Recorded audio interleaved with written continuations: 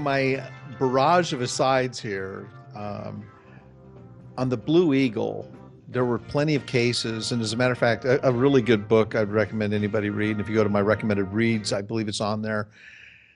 It's by Jonah Goldberg, and it's about fascism. I forget the name of the book, but anyway, Jonah Goldberg wrote it, and he talks about the Blue Eagle. And I remember other cases where people were arrested because they were non-compliant. And as a matter of fact, an example he gives that I want to repeat here is that there was a dry cleaner laundry business, and this guy felt he was charging too much for ironing, cleaning, and taking care of somebody's pants, and what the government stated the cost of cleaning and pressing would be. And so he was charging less, and he was turned in and arrested for undercutting the stated government market price and thrown in jail.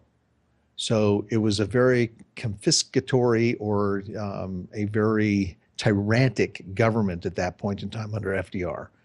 I also remember the stories of, my family where they had squirreled away holes and cubby points that, were hidden so that when people would come by to inspect, or if the sheriff or somebody came by, they wouldn't find that they were hoarding sugar or what have you. Because you got to remember that back in the 30s, a lot of people were still growing their own food.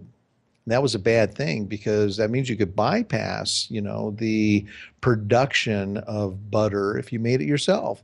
You could bypass the store in wheat, flour, and the staples if you lived out in the country.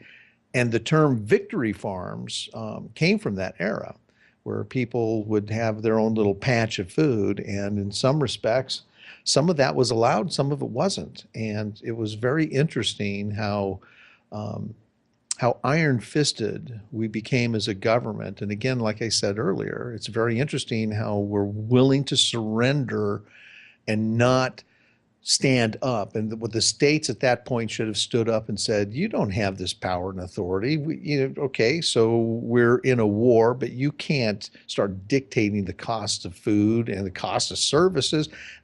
He definitely overreached his constitutional boundaries. And everybody agrees with that.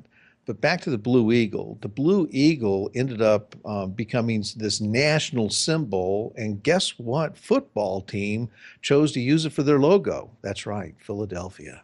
And so when you look at Philadelphia and you see their old, or you see their symbol or their what do you call that, logo, then you can just think of the old tyrannical government. And that's the symbol that they used. Anyway, let's take another long barrage, or another part of this long barrage of asides, and take a look at the predecessors to FDR, who helped set him up to being able to step on the Constitution. As a matter of fact, you got to remember that the old adage on the boiling pot and the frog, that if you throw a frog into hot water, then they're going to jump right out. But if you slowly heat the water up, they will lose their ability and their muscles will become jelly, and you'll be able to cook them and eat them if you eat frogs. But if you look at the predecessors that helped set up Teddy, or I should say FDR, I think it goes to his uncle Teddy or cousin, I forget the relationship, but Teddy was the first to really step on the Constitution, and he wasn't very happy when he realized that he missed the whole communist movement that went into the Ivy League, because he graduated from Harvard, and the Fabian Society came into Harvard after he had graduated. So he missed this great enlightenment in his education. And so he was determined to ensure that he embraced that, and he started utilizing his position as the president when McKinley was assassinated and he took over. He used his position to start stepping on corporations to help start setting the tone that corporations were evil and bad. and help start setting the tone that the government could do anything they needed to do, that they were here for you. You know, the old adage, we're from the government and we're here to help. Anyway, Teddy was followed on by Taft, and Taft was a progressive. All these guys were progressives. They may have been Republicans, but they were progressives. And Taft was just not progressive enough for Teddy. So when Taft came up for his reelection, what did end up happening was Teddy says, well, you know what, because you're not going to be progressive enough, I'm going to run. And he ran as a third-party ticket and basically gave Wilson, who was even more progressive, and Teddy knew this, and he helped basically seal the deal for Wilson.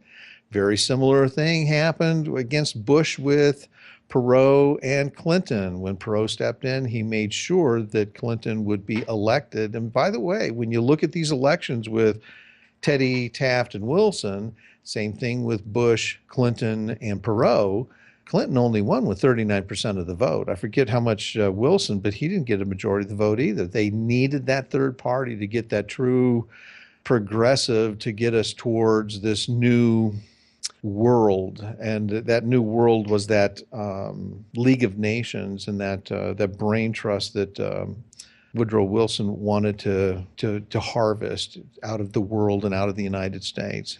And his globalist dream, truly, I believe Woodrow Wilson's globalist dream was discarding our Constitution. During his tenure as president, I believe Upton Sinclair, who was a card-carrying communist in Los Angeles, was arrested in public for reading the Constitution. And the arresting officer said, we don't need you reading the Constitution. So that's just how far off and how far we had drifted away from the understanding of what our Constitution was at that point in time. And there was a resurgent after Teddy, or after Wilson's tenure, when we got Hardy. Hardy was still a progressive. And as a matter of fact, a lot of things really didn't necessarily change, back. What ended up happening was Hardy died in office and Coolidge took over. And Coolidge happened to be one guy that was a lawyer, and he studied the Constitution and he understood it. And that's one of the reasons why, he vetoed a lot of bills, because he knew that they were overstepping their bounds. However, he was a progressive. He wanted a lot of these progressive things to move forward, but he still wanted to follow the Constitution. So another real interesting little history tidbit for you is, if you do the research, you'll find in 1926, he actually signed the bill that was an amendment to go to the states in granting the federal government the ability to create the Department of Labor. Now, it was all under the guise that the federal government could regulate child labor, but go read it, and that actually failed because the state said, no way, we're not letting you regulate labor. That is ours, and that we're not going to surrender or delegate that power to you. By the way, with the Department of Labor today, we still don't have that amendment. So how did they get that power? Yep, usurpation. Anyway, so Coolidge and his deviations back to applying constitutional principles, getting away from what was going on with Teddy, Taft, Wilson, and Hardy, he, tried to adhere to the Constitution. That's why he signed that amendment. But Hoover, who followed him, Hoover was not, how do I say this? Coolidge was not a fan, and he was not a bright light in Coolidge's eyes. As a matter of fact, he was very lukewarm on Hoover, and Coolidge didn't say any disparaging things, because he was really a high road kind of guy. But having just lost his son and deciding not to run for election, he basically stepped aside and let Hoover, or whatever pan out from the party bosses and so forth, give us our next president, and Hoover stepped in.